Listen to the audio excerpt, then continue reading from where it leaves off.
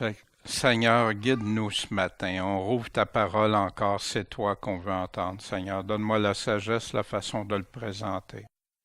Je te prie aussi pour ceux qui écoutent sur Internet ou sur les DVD, Seigneur, que tu puisses les accompagner, les guider et qu'ils cherchent ta face, tes paroles à toi, Seigneur. Seigneur, guide-nous ce matin tous ensemble. C'est pour toi qu'on est réunis, c'est en toi qu'on veut le faire, puis avec toi. En ton saint nom, Maître, Seigneur et Sauveur Jésus-Christ. Amen. Bien, ce matin, euh, c'est un nouveau livre qui débute.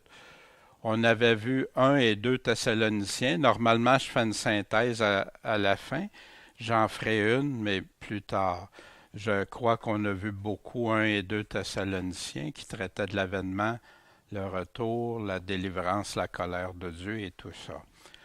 Maintenant, ce matin, une lettre. Une lettre que je crois très précieuse, qui m'a fait du bien à lire, relire et relire dans son ensemble, comme une lettre que Dieu nous adresse.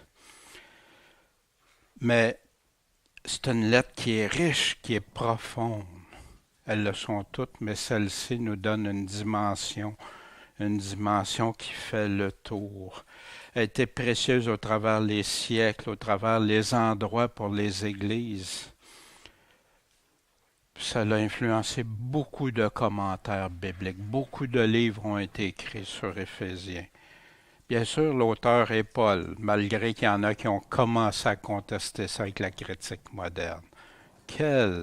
En tout cas, tout pour faire douter de la parole. Paul était prisonnier. Allons voir une introduction des années 1700. Paul, prisonnier à Rome, écrit cette épître vers l'an 61 de notre Seigneur à l'église d'Éphèse qu'il avait fondée, ayant fait un assez long séjour dans cette ville, comme on le voit dans le livre des Actes 19 et 20 qu'on va voir tantôt. Cette épître a deux parties. Dans la première, contenue dans les 3 premiers chapitres, il représente aux Éphésiens la grâce que Dieu leur avait faite de les recevoir dans son alliance, eux qui avaient été païens pour la plupart. C'était des gentils, la majorité à Éphèse. Puis dans la seconde partie, il les exhorte à la sainteté. Il les instruit des principaux devoirs de la vie chrétienne. C'est ce qu'il fait dans les 3 derniers chapitres. Fait que 6 chapitres. Il n'y avait pas de chapitre autrefois, hein, c'était une lettre continuelle qui est un tout, qu'on ne peut pas tout séparer, mais qu'on doit regarder comme un tout. Les sujets abordés, les bénédictions en Jésus-Christ, le plaisir, la volonté de Dieu, la révélation de Dieu, c'est tous des sujets que Paul nous parle. Notre position devant Dieu, quelle est notre identité, le véritable chef, qui on doit suivre. De mort à ressusciter en des vies transformées. Les péchés, c'était autrefois, la vie d'autrefois. Puis à Éphèse, c'est une ville très, très corrompue, une ville portuaire. La foi et les œuvres. Ah, c'est intéressant ça. Ça a fait couler beaucoup d'encre aussi. Un seul corps, Paul parle de l'unité. Juif et gentil, maintenant, il y a un seul corps. Il n'y a pas de distinction. On va voir ça. Paul lui-même était juif. Mystère dévoilé, la toute-puissance de Dieu. Connaître Dieu davantage, de plus en plus. Le vrai corps. Paul utilise des images et des belles images. Le corps, hein, la tête, les mains. Il va utiliser aussi l'armure. Hein, l'armure, wow! Quelle belle image. Les rôles dans l'Église. Qu'est-ce qu'il y a comme rôle dans l'Assemblée? Les tromperies des hommes, les pièges que le chrétien qui a devant lui, les comportements proscrits. Qu'est-ce qu'un chrétien ne peut pas faire? Paul nous le dit. L'unité et la séparation. Paul s'est séparé à un moment donné. Pourquoi? Ça nous parle de ça. Deux sortes de fruits. Le fruit de l'esprit puis le fruit de la chair.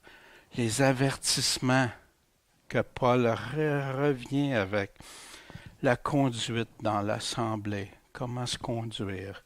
Le mari, la femme, les enfants, les pères, les mères, les employés, les patrons. Puis il conclut avec l'armure, juste avant ses salutations et tout. Wow! L'Église d'Éphèse, ça débute. La première fois qu'on entend parler de l'Église d'Éphèse, c'est dans Actes 18, verset 19 et suivant. Et Paul y a été à 3 reprises. On voit que Paul y a été au début, un peu de temps. Après ça, il est parti. Il est revenu pendant quelques mois. Il est reparti, puis il est revenu une 3e fois. Pendant environ 3 ans que Paul dit. C'est rempli de toutes sortes de situations à Éphèse, puis c'est pour ça qu'avant d'aller lire la lettre, ça va être intéressant de voir le contexte. Sur quoi? D'où ça vient, cette église d'Éphèse-là? Qu'est-ce qui s'est passé? Puis quand Paul va nous parler après, ben on a ça qui vient en toile de fond, mais selon la parole de Dieu elle-même.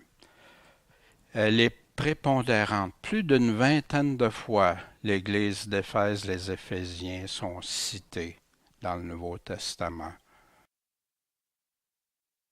Puis, après Paul a écrit, ça fait partie de ses dernières lettres de Paul dans les dernières années de son ministère. Mais après Paul, on revoit l'Église d'Éphèse. On verra ça dans l'Apocalypse, les 7 églises. Et Jésus parle directement à cette église-là, fait qu'on aura l'occasion d'aller voir ça plus tard. Bien, Éphèse, se situe ici.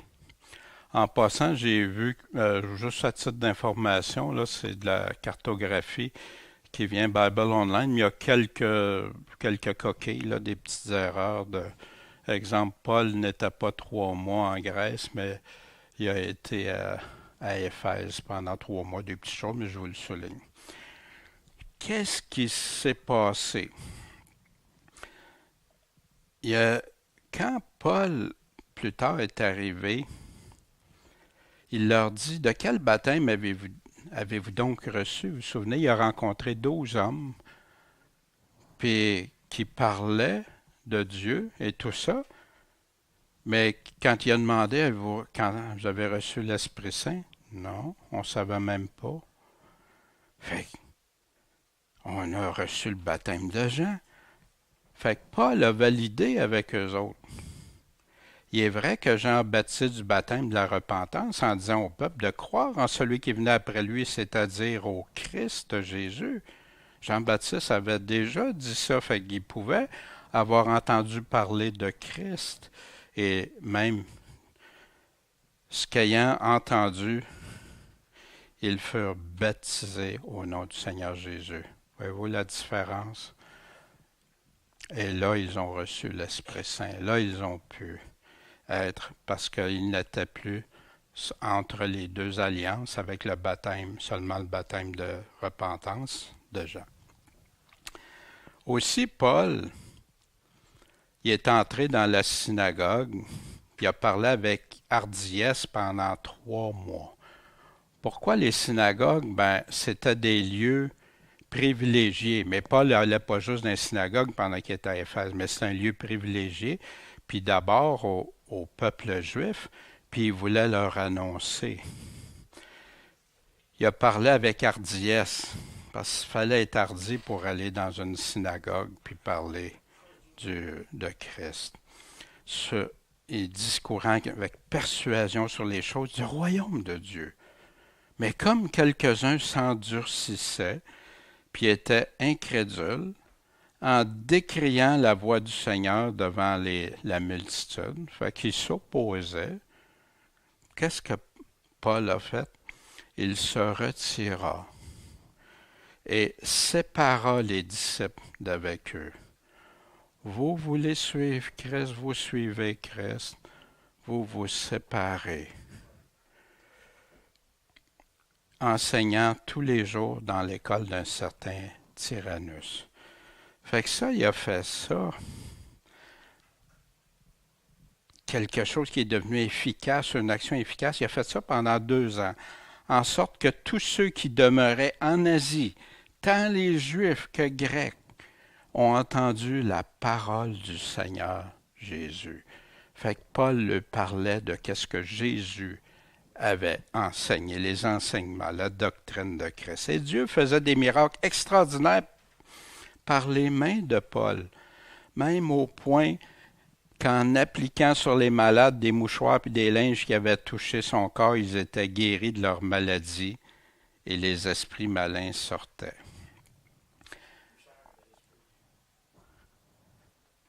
Il y en a qui se sont servis de ça pour toutes sortes de choses. On le voit aussi dans l'histoire de l'Église catholique et tout ça, ou dans des sectes, ou dans des choses. Mais pourquoi ici? Dieu se servait de Paul.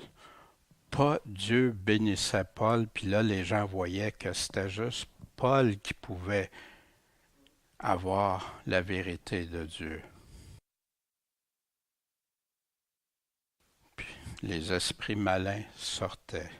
Jésus est venu délivrer. De l'action, il y en a encore de l'action. C'est une lettre que le fondement de l'Église d'Éphèse est basé sur beaucoup de faits et d'éléments d'action, des choses qui ont été éclatants parmi les églises, qui ont servi d'exemple beaucoup.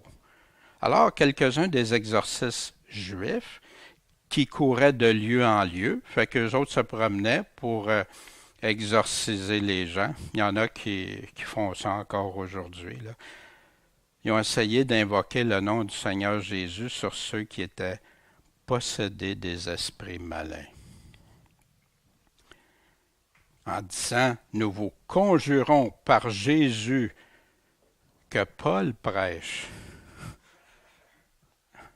Parce que Paul, ça avait fait une réputation, ces exorcistes-là, avant, jamais il parlait au nom de Jésus. Là, tout à coup, Paul, avec tout ce qui s'est passé et tout ça, ben là, on va le faire, mais par Jésus.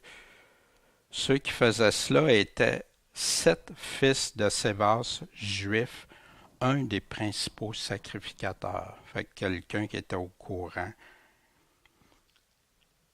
Mais l'action était moins efficace que ceux de Paul, que celui de Paul.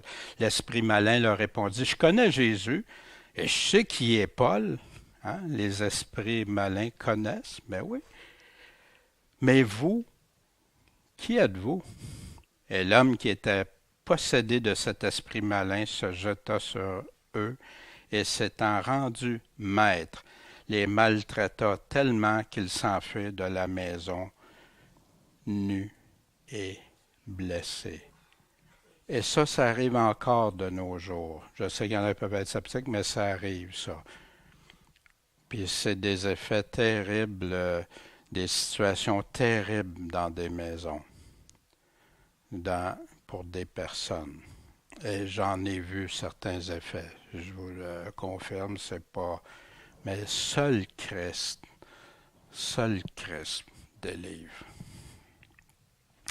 Mais tout un effet. Mais cela fut connu de tous les Juifs et de tous les Grecs qui demeuraient à Éphèse. Le résultat de ça. Voyez-vous, même les affaires qui semblent des faillites, Dieu s'en sert. Au nom de Paul, au nom de Jésus que Paul prêche. Tu connais pas Jésus? Va pas essayer de faire quelque chose en son nom comme ça. Mais ça a fait que tous furent saisis de crainte. Et le nom de Jésus était magnifié, glorifié à cause de ça. Et plusieurs de ceux qui avaient cru venaient confesser et déclarer ce qu'ils avaient fait. Fait que non seulement ça a donné de la crainte, mais une crainte salutaire. Une crainte qui a fait en sorte que les gens sont venus confesser. Wow! Il y a juste Dieu qui peut faire ça. Paul, il parle de Jésus-Christ. Jésus-Christ libère, délivre. Puis quand quelqu'un essaye de se servir de Jésus, puis ça vient pas de Paul, c'est pas de Paul, pourquoi Dieu a fait tellement ça à Éphèse? Parce qu'il y avait de l'adversité, beaucoup. Puis ça a donné que les gens sont venus écouter. La parole s'est répandue. Ça veut-tu dire qu'ils ont tout accepté? Non, pas du tout. Mais la parole s'est répandue, a été connue. Puis plusieurs de ceux qui avaient cru ceux-là, venaient confesser, déclarer ce qu'ils avaient fait. Ça l'a amené des fruits de repentance. Et un grand nombre de ceux qui avaient exercé quoi? Les sorcelleries. Un grand nombre. Éphèse était rempli d'esprits malins, de sorcellerie. Puis il y a des endroits qui sont reconnus pour ça encore aujourd'hui, qu'il y a toutes sortes de choses qui se font dans ce domaine-là. Je nommerai pas des pays, mais il y a des pays très connus qui sont réputés pour ça. Ils ont apporté leurs livres et les ont brûlés devant tout le monde. Ça a été fait en cachette, même pas. Et quand on a eu calculé le prix, on trouva qu'il y avait 50 000 pièces d'argent.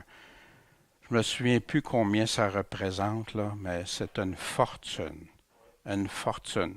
Puis vous savez, des beaux livres, j'en ai eu des beaux livres, là, puis j'en ai vu aussi, puis tout ça, mais wow, c'est des livres, là, ils sont tellement beaux, là, ils sont tellement attirants, tu sais. Non. Quand Christ est devenu leur Seigneur, fini ça. Ouais, mais il aurait pu le vendre, hein? Judas aurait dit, il aurait pu les vendre, ces livres-là, puis prendre l'argent, puis donner aux pauvres. Quoi? C'est comme moi, quand je me suis converti, tu sais, puis j'ai dit, ces choses-là, non, je peux pas les vendre, je peux pas les donner aux poubelles, aux brûlés, détruits, qu'il n'y a plus personne.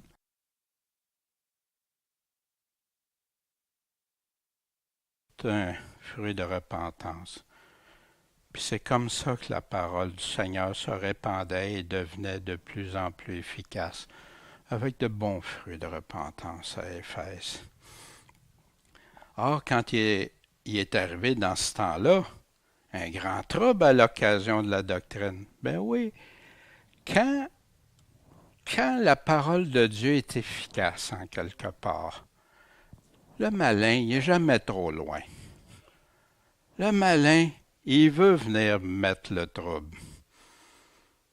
Puis c'est effectivement ce qui s'est passé. Un grand trouble à l'occasion de l'enseignement, la doctrine de Paul. En effet, un nommé Démétrius, orfèvre, puis en passant, hein, le Nouveau Testament est rempli, il nomme des personnes, chrétiens ou pas, il les nomme, Paul, quand ils font des bonnes ou des mauvaises choses, qui faisait des sanctuaires de Diane en argent. C'est à Éphèse. Éphèse, Diane, la déesse. Il y a des temples, on a encore des ruines des temples à son nom, puis tout ça.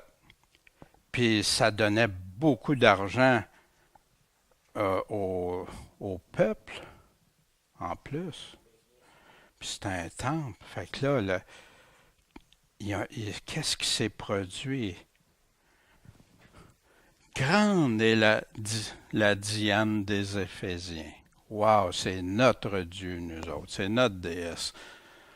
Toute la ville fut remplie de confusion. Ils couraient tous ensemble au théâtre, entraînant avec eux Gaius et Aristarque, macédonien, qui était compagnon de voyage de Paul. Paul voulait se présenter devant le peuple, mais les disciples lui permirent pas. Paul, tu vas te faire tuer. Et même quelques-uns des Asiarques qui étaient ses amis l'envoyèrent prier de ne pas se rendre dans le théâtre. Ce théâtre-là, ça, il existe, ça c'est les ruines de ce théâtre-là où ça s'est produit, à Éphèse. Autrefois, il y avait la mer qui était ici plus proche. Là. La mer a reculé. Mais ici, je ne sais pas si vous voyez, là, il y avait le théâtre était ici, il y avait des bâtiments, des structures, c'est sûr, c'est les restes. Mais encore là, on voit ça aujourd'hui. La dernière fois que Paul a été en contact direct avec l'Église d'Éphèse, Paul avait résolu de passer à Éphèse pour ne pas perdre de temps en Asie, Éphèse, passer par-dessus, parce qu'il se hâtait d'être à Jérusalem, si cela était possible, le jour de la Pentecôte. Paul se rendait souvent les jours de fête et surtout à la Pentecôte à Jérusalem. Pourquoi? Souvenez-vous, quand il y a eu dans Acte 2, c'est là où les Juifs sont le plus ouverts à la repentance. Il y a la fête de Pâques, les pains sans levain, et une cinquantaine de jours après, la fête de la Pentecôte. Et là, les cœurs sont souvent disposés. Mais il envoya de Milet à Éphèse pour faire venir les anciens de l'Église. Je n'ai pas le temps d'aller à Éphèse, mais je voudrais les voir. Fait ici, Paul, qui était à Éphèse, qui était à Milet, c'est-à-dire, fait qu'il y avait quand même un bon petit trajet à faire. Si on regarde l'échelle ici, ça c'est 50, 100 km, 200, fait que c'est quand même une bonne distance pour ce temps-là. La dernière fois, qu'est-ce qui s'est passé?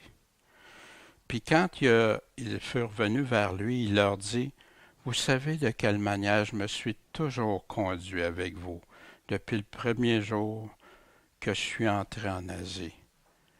J'ai été transparent, vous l'avez vu, servant le Seigneur comment? En toute humilité, avec beaucoup de larmes. Mais pourquoi Paul pleurait souvent? Pourquoi? Et au milieu des épreuves qui me sont survenues par les embûches des Juifs.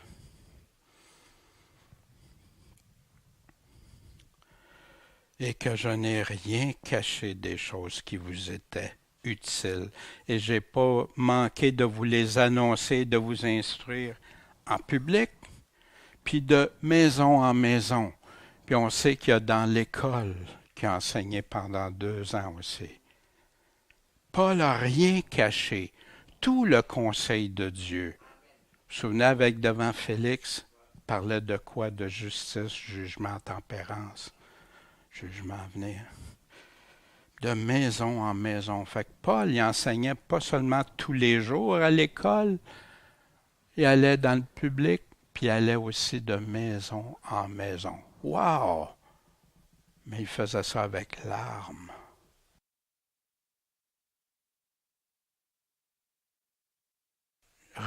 Prêchant quoi? Et aux Juifs et aux Grecs. Les deux, pareil, il n'y a pas de distinction. La repentance envers Dieu et la foi en Jésus-Christ, notre Seigneur. C'est ce que Paul prêchait. Et maintenant, lié par l'Esprit, je vais à Jérusalem, ne sachant pas ce qui va m'y arriver. Si ce n'est que le Saint-Esprit m'avertit de ville en ville, que des liens et des afflictions m'attendent. L'Esprit Saint me convainc à chaque fois, partout où je vais. Puis je sais que je vais être prisonnier, puis que je vais avoir des afflictions. Jésus lui avait dit, sa conversion, le Seigneur lui avait dit tout ce qui était pour avoir à souffrir pour Christ. Il le savait dès le départ. Mais je ne me mets en peine de rien. Ma vie m'est pas précieuse. Ça se peut-tu qu'il ait compris que ce que Jésus disait, que celui qui veut garder sa vie ici pour ce siècle-ci va la perdre, mais que celui qui va la perdre ici va l'avoir pour l'éternité? Ma vie m'est point précieuse, pourvu que, à condition, la priorité de Paul, que j'achève avec joie ma course et le ministère que j'ai reçu du Seigneur Jésus pour annoncer la bonne nouvelle de la grâce de Dieu. C'est ça que Paul, qui était tout son cœur, son être, sa mission. Et maintenant, voici, je sais que vous ne verrez plus mon visage, vous tous parmi lesquels j'ai passé en prêchant quoi? Le royaume de Dieu. Paul ne parlait que des choses de Dieu. Il ne s'enfargeait pas avec les choses du monde, mais seulement de Dieu. C'est pourquoi je proteste aujourd'hui devant vous, que je suis net du sang de vous tous. On parlait déjà, comme pour les sentinelles aussi, quand on voit dans Jérémie qui nous parle, c'est l'importance. Mais Paul était une sentinelle désignée par Dieu. Paul les a avertis, il les a tout donné. Si la sentinelle avertit, puis après ça, les gens qui l'acceptent ou qui ne l'acceptent pas, Paul l'a fait. Il est net du sang. Mais c'est sûr que c'est pour ça avec larmes aussi, parce qu'il y en avait beaucoup qui ne l'écoutaient pas, qui rejetaient ce qu'il disait. Pourquoi? Parce que je vous ai annoncé tout le dessein de Dieu, sans rien cacher. Comment, aujourd'hui, on peut regarder, il y en a qui vont chercher ici et là, puis font un montage avec ça. Wow, quelle tristesse! Paul s'est fait rejeter, puis il y avait des larmes, c'est pas pour rien. Parce que prêcher tout le conseil de Dieu, c'est difficile. C'est pas facile, parce qu'il y a bien des affaires que tu voudrais passer par-dessus. Il y a bien des choses que ça serait tellement plus agréable de parler juste des bénédictions, juste des choses, mais pas quand tu parles de tout le conseil de Dieu. Les promesses, les avertissements aussi. Fait qu'est-ce qu'il leur dit à cette église d'Éphèse? Prenez donc garde à vous-même et à tout le troupeau sur lequel le Saint-Esprit vous a établi évêque pour paître l'église de Dieu qu'il a acquise. Comment? Par son propre sang. C'est sérieux. On ne peut pas, c'est à vous. Vous avez cette responsabilité-là. Prenez garde premièrement à vous-même. Puis après ça, au troupeau.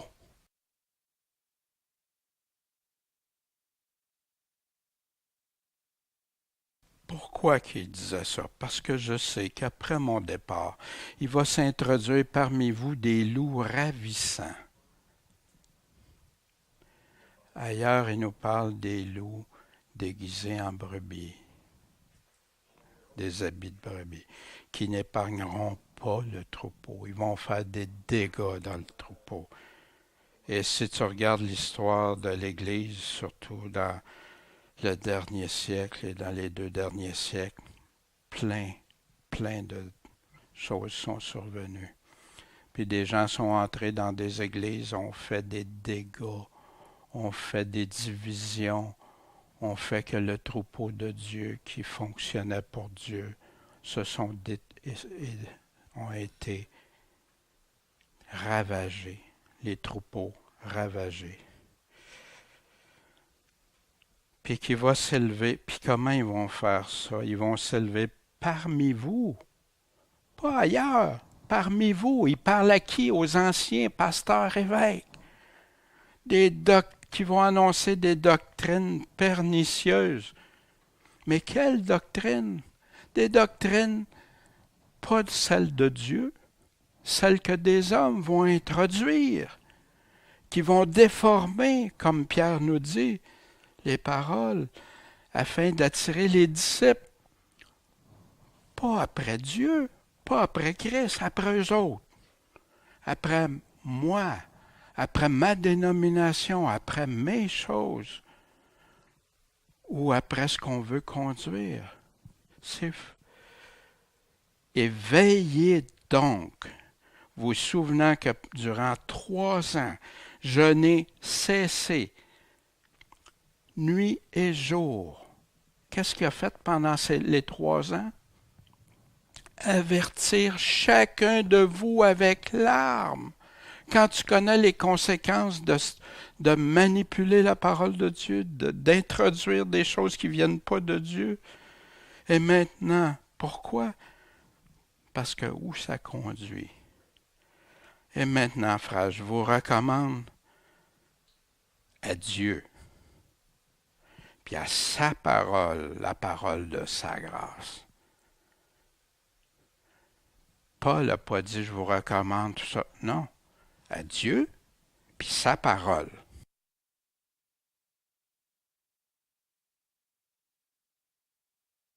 Lui qui peut vous édifier, vous donner l'héritage avec tous les saints. C'est Dieu qui peut le donner, ça, pas un homme. Contexte d'Éphèse, on voit que les gentils étaient majoritaires. C'est une ville portuaire, qui avait beaucoup d'étrangers, de va-et-vient, qui avait beaucoup d'idolâtrie, des statues partout, des choses. La corruption, les mœurs, la sexualité, même quand tu vas visiter, là, tu as encore tout ça, des choses, des objets sexuels, toutes sortes d'affaires dans cet endroit-là. Toutes sortes des philosophies, plein de philosophes, puis de tromperies, puis de choses qui n'ont rien à voir avec la parole de Dieu. Fait qu'en connaissant ça de l'Assemblée d'Éphèse, d'où ils sortent, d'où ils viennent, de quel contexte, quand Paul leur écrit plusieurs années plus tard, il a tout ça aussi en tête, il les connaît. Il a envoyé Timothée à quelques reprises pour aller valider avec eux parce qu'il avait peur, on va voir ça plus tard, il avait peur qu'ils soient séduits, qu'ils soient emportés ailleurs. Fait que débutons finalement la lettre aux Éphésiens, chapitre 1. Paul, apôtre de Jésus-Christ par la volonté de Dieu. Il met son statut d'apôtre, d'appui, la colonne. Aux saints et fidèles en Jésus-Christ. Voyez-vous? Il met à qui s'adresse. Quelqu'un qui n'est pas sanctifié, qui n'est pas saint ou qui n'est pas fidèle, c'est pas à eux qu'il parle. Il est en train de parler à ceux qui sont fidèles et saints dans l'Assemblée d'Éphèse. La grâce et la paix vous soient données de la part de Dieu notre Père et du Seigneur Jésus-Christ. Ouais, la grâce puis la paix qui vient de Dieu. Pas la paix comme le monde connaît. Paul était tout troublé, parfois ému, plein de larmes, les émotions toutes chavirées. Mais qu'est-ce qui se passait? La grâce, la paix de Dieu, pas selon comme les hommes le donnent ou connaissent. Béni soit Dieu, le Père de notre Seigneur Jésus-Christ, qui nous a bénis de toutes sortes de bénédictions spirituelles dans les lieux célestes par Christ. Pourquoi il dit une chose comme ça, Paul? Il rappelle aux Éphésiens notre héritage spirituel, les bénédictions spirituelles, un endroit que personne ne peut aller corrompre, un endroit que personne peut toucher, selon qu'il nous a élus en lui, avant la fondation du monde, afin que nous soyons comment? Saints et irrépréhensibles devant lui par la charité ou l'amour. Fait qu'on soit saint et irrépréhensible devant lui par la charité. Il y a deux charités. Ta première charité à Dieu, puis la charité les uns envers les autres. C'est comme ça que tu vas devenir saint et irrépréhensible. Aussi par son sacrifice qui va nous donner des précisions. Nous ayant prédestinés, ça on va s'arrêter sur ça, prédestiné, parce que j'ai vu tellement de dégâts qui ont été faits avec le mot prédestiné, prédestination. Juste quelques exemples. Des jeunes, quand ils ont appris qu'ils étaient prédestinés, Dieu avait choisi d'avance s'ils étaient pour être sauvés ou pas. Dieu avait choisi d'avance puis qu'il y avait, c'est un bord ou l'autre, puis que tu fasses n'importe quoi, c'est Dieu qui a décidé, fait que toi, tu peux plus être perdu, puis tu peux pas être sauvé. Wow, la prédestination, ça vient des origines d'Augustin. Augustin a amené ça, a introduit ça. Puis à partir des versets, mais qui a adopté, mélangé avec une philosophie. Calvin, Luther a continué avec ça, c'est un augustinien, Luther, et ensuite Calvin a pris ça. D'autres choses, on a dit à un couple qui avait perdu leur enfant que leur enfant pouvait être en enfer. Dieu l'a-tu destiné, prédestiné ou pas? Ce couple-là venait de perdre un enfant. Alors que Jésus dit, si on ne ressemble pas aux enfants, on ne connaîtra pas le royaume. Calvin lui-même appelait ça, je ne me souviens plus des termes exacts, là, mais une doctrine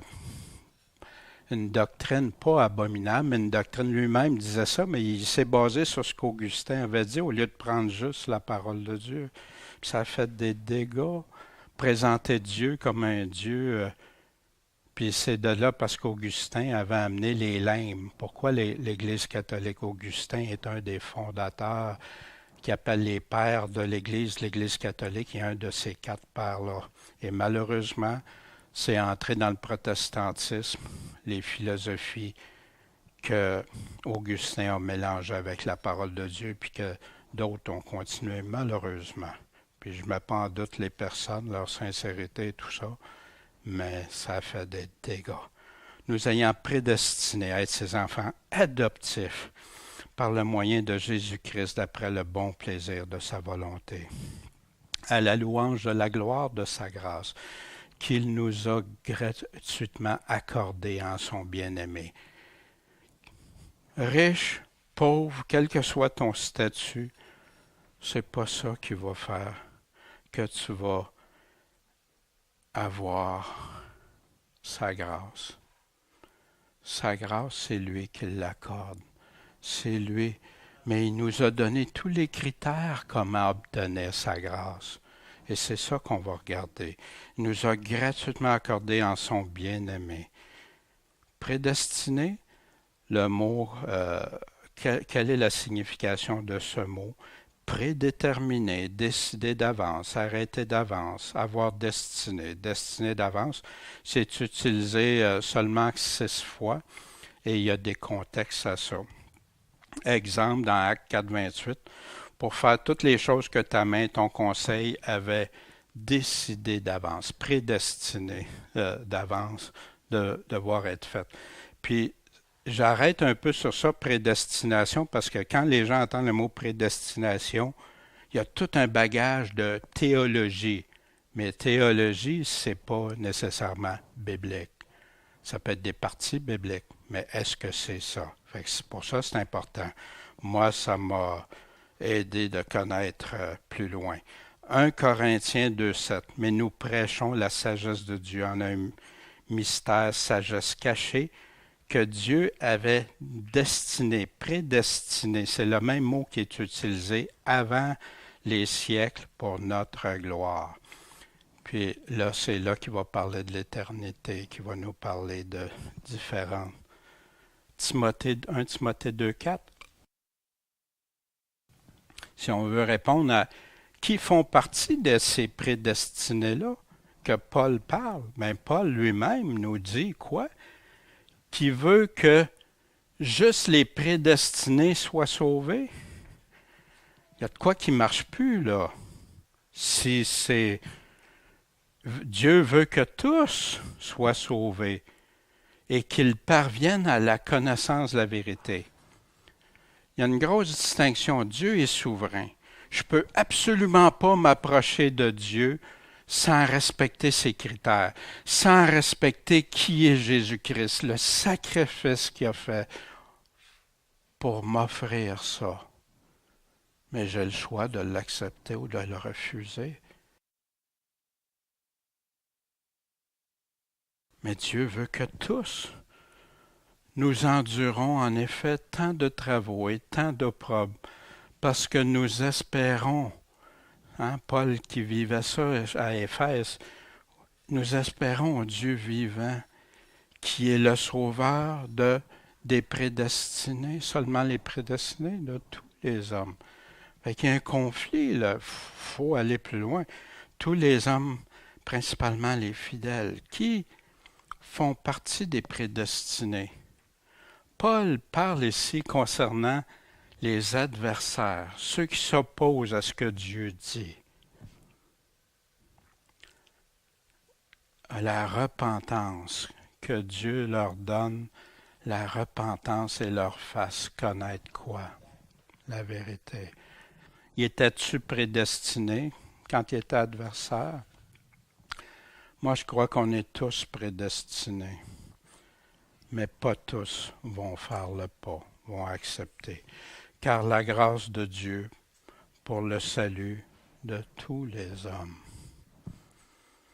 a été manifestée. Croire, merci beaucoup mon frère. Un verre d'eau.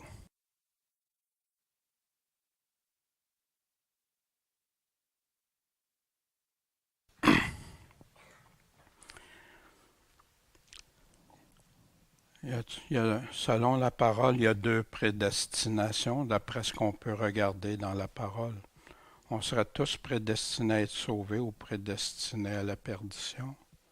C'est un ou l'autre, selon la Bible. Sans ça, pourquoi les gens iraient évangéliser?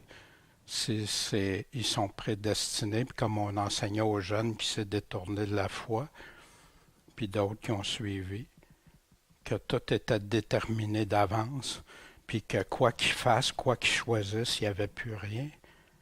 Wow!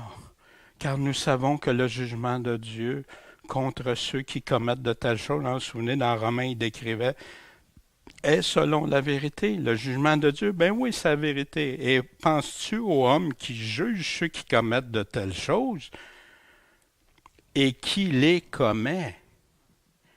Parce qu'il nous dit de juger de toutes choses. Mais si tu juges ça, puis toi-même tu le commets, wow! C'est grave, ôte la poutre, que tu échapperas au jugement de Dieu en commettant ces choses-là. Ou méprises-tu les richesses de sa bonté, de sa patience et de son long support, ne reconnaissant pas que la bonté de Dieu te convie à quoi? À la repentance. À qui parle? À ceux qui commettent des choses. Ils étaient ennemis de Dieu. Là, ils sont en position d'ennemis de Dieu. Mais Dieu les convie à la repentance. J'ai entendu des choses tellement tristes. Des prédicateurs que j'aime beaucoup, puis je les entends attaquer d'autres frères parce que ces frères-là disaient qu'il n'y a plus de repentance. Dans les églises, il y a de moins en moins de repentance, puis qui étaient inquiets pour ces assemblées-là qui ne vivaient pas avec les fruits de repentance. Fait que lui, il a dénoncé, ces prédicateurs-là dénoncent ceux qui ont cette position-là. Puis là, ils disent la repentance parce qu'ils veulent être sauvés par leurs œuvres. Wow! Fait que là, qui a raison? Celui qui dit que ça prend repentance pour être sauvé ou l'autre non? Qui va répondre à ça? Tu prends ta Bible, tu vas regarder partout où il y a le mot repentance, repentir, et tu t'aperçois que c'est Jésus lui-même qui l'a ordonné, que Paul et tous ordonnent ça. C'est triste, considérer que faire la volonté de Dieu, c'est parce que tu vas être sauvé par tes œuvres. Wow! Puis en conduire d'autres dans ça. Mais par ton endurcissement et ton cœur impénitent, tu t'amasses quoi? Un trésor de colère pour le jour de la colère et de la manifestation du juste jugement de Dieu. Paul revenait tout le temps avec le jugement, qui rendra chacun selon ses œuvres. Puis là, il explique, ça va la vie éternelle. À qui? À ceux qui, persévérant dans les bonnes œuvres, cherchent la gloire, l'honneur et l'immortalité. Il continue, il persévère. Mais l'indignation et la colère aux contentieux, à ceux qui sont rebelles à la vérité et qui obéissent à l'injustice.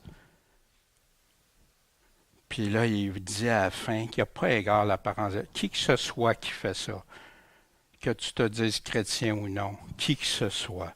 L'affliction et l'angoisse à tout homme qui fait le mal, aux Juifs d'abord, puis aux Grecs. Mais la gloire, l'honneur et la paix à tout homme qui fait le bien, aux Juifs d'abord, ensuite aux Grecs. Car Dieu n'a pas égard à l'apparence des personnes. Wow! Il y en a qui veulent rester dans le chemin large, puis il y a le chemin étroit. Puis là, dans Éphésiens, Paul continue au verset 7, en qui nous avons la rédemption par son sang, la rémission des péchés selon les richesses de sa grâce. Si on n'aurait pas ça, frères et sœurs, on serait sous sa colère. Ah, c'est pas populaire, parlons de l'amour de Jésus. Paul en a parlé de l'amour de Jésus, mais avec tout, il n'y a pas rien caché, le jugement, ceux qui vivent dans le péché, ceux qui, il leur dit qu'est-ce qui va arriver, il ne cache rien. Qu'il a répandu sur nous abondamment par toutes sortes de sagesse, d'intelligence. Autrefois, c'était ténèbres, c'était incompréhensible. Ce matin, ce qu'on a vu, le début d'une église et son histoire, l'église d'Éphèse. Paul et son amour pour Dieu, les Éphésiens, prêt à tout pour Dieu, sa priorité. Puis en aimant Dieu de tout son cœur, il ne pouvait faire qu'autrement d'aimer les personnes, à se faire rejeter, à se faire crier, à se faire lancer. Tout, on sait tout ce que Paul a vécu. Puis continuer. Déterminé, engagé. Il enseignait tous les jours. Mais Paul, inquiet. Inquiet par rapport à quoi? Aux doctrines étrangères qui ne viennent pas. Paul, qui agit, se sépare et sépare. Pourquoi? À cause des fausses doctrines. Paul démontre la grande bénédiction prédéterminée pour ceux et celles qui répondent à l'Évangile. Tous. Fait que là, je me souviens, moi, je regardais les vases, tu sais, dans Romains. Mais là, quand il parle des vases, c'est le Créateur, puis tout ça, allez voir dans les 2 chapitres de quoi il est en train de parler. Il est en train de faire la clarification entre le peuple d'Israël et les gentils.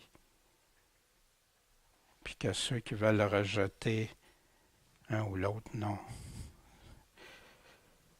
Dieu fait, c'est Dieu qui est le Tout-Puissant. C'est lui qui détermine les choses.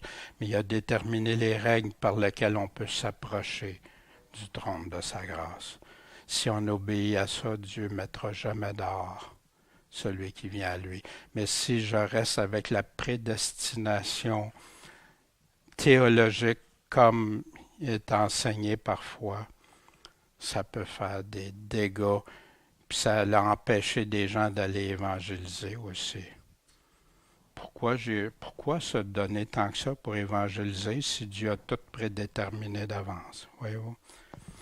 Allons voir quelques réflexions d'autrefois,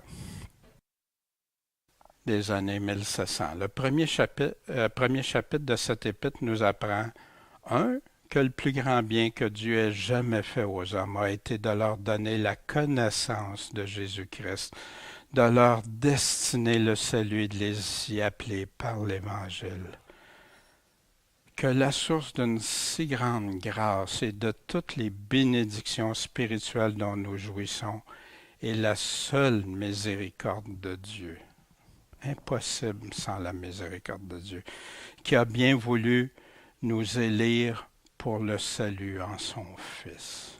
Wow! Troisième aspect, que nos cœurs doivent être touchés d'une faveur si précieuse et que nous devons en louer Dieu continuellement en disant avec Paul, « Béni soit Dieu qui est le Père de notre Seigneur Jésus-Christ, qui nous a bénis en toutes sortes de bénédictions spirituelles dans les lieux célestes par Jésus-Christ. » Que le but que Dieu s'est proposé en nous choisissant et en nous appelant à sa connaissance a été de nous rendre saints et irrépréhensibles devant lui dans la charité, et qu'ainsi la sainteté doit être notre principale tâche, comme c'est aussi l'unique moyen de parvenir à la gloire. Paul le dit, comment les saints sont glorifiés. Pourquoi que les saints sont parfois la gloire, sa gloire? Parce que si tu mets pas Christ en premier, le reste peut être boiteux et même s'écrouler malheureusement pour certains. Qu'est-ce qu'on choisit de faire? Juste en terminant, quelques réflexions. Réalises-tu vraiment le prix payé pour avoir accès au royaume de Dieu? Le fondement. Qu'est-ce que ça l'a coûté pour me permettre ça, d'y avoir accès? Quelles sont les bénédictions que Dieu donne à ceux qui placent leur confiance en Jésus-Christ seulement, en Dieu et sa parole, comme Paul dit aux Éphésiens?